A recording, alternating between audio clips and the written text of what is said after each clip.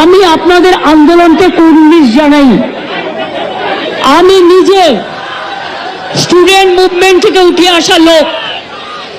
আমি student movement, আমি নিজেও অনেক সাফার করেছি জীবনে।